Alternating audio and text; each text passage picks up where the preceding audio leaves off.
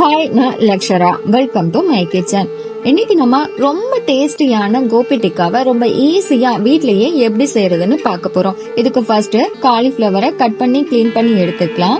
ஒரு பாத்திரத்துல தண்ணிய கொதிக்க வச்சுட்டு நம்ம கட் பண்ணி வச்சிருக்கிற காலிஃபிளவரை இது கூட சேர்த்துக்கலாம். இது கூடவே ஒரு ஸ்பூன் அளவுக்கு உப்பு, 1/4 டீஸ்பூன் அளவுக்கு மஞ்சத்தூளை சேர்த்து நல்லா மிக்ஸ் பண்ணி விட்டு ஒரு 10 நிமிஷம் அப்படியே விட்டுறலாம்.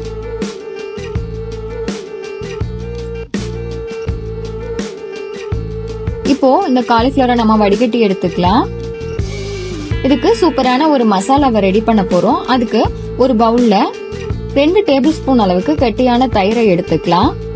1 ஸ்பூன் அளவுக்கு மிளகாய் தூள், 1 ஸ்பூன் அளவுக்கு காஷ்மீரி மிளகாய் தூள், 1/2 ஸ்பூன் அளவுக்கு தனியா தூள், 1/4 ஸ்பூன் அளவுக்கு மிளகுத்தூள், தேவையான அளவு உப்பு, 1/4 ஸ்பூன் அளவுக்கு கரம் மசாலா, 2 ஸ்பூன் அளவுக்கு தந்தூரி மயோனீஸ்.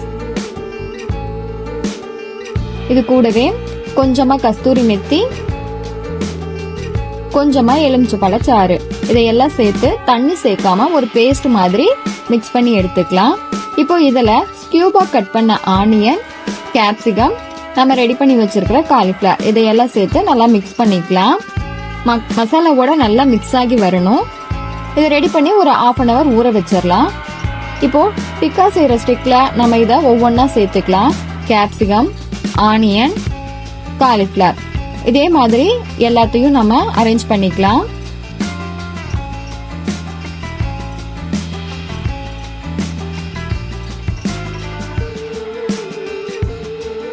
நான் எடுத்திருக்கிறது 4 ஸ்டிக்ல வர அளவுக்கு இருக்கு.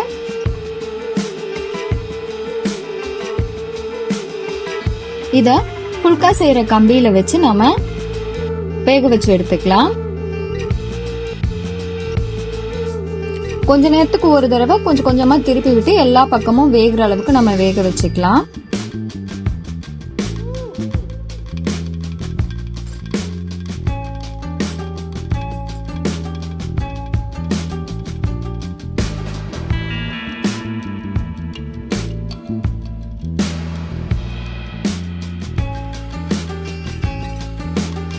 கோபி டிக்கா சூப்பரா ரெடி ஆயிடுச்சு. இதே மாதிரி நீங்களும் ட்ரை பண்ணி பாருங்க. பிடிச்சிருந்தா லைக் பண்ணி, ஷேர் பண்ணி, கமெண்ட் பண்ணுங்க. மறக்காம சப்ஸ்கிரைப் பண்ணுங்க. தேங்க்யூ.